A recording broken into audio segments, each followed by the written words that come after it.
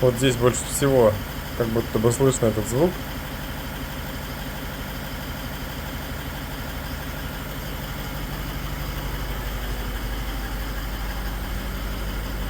Тут уже меньше слышно.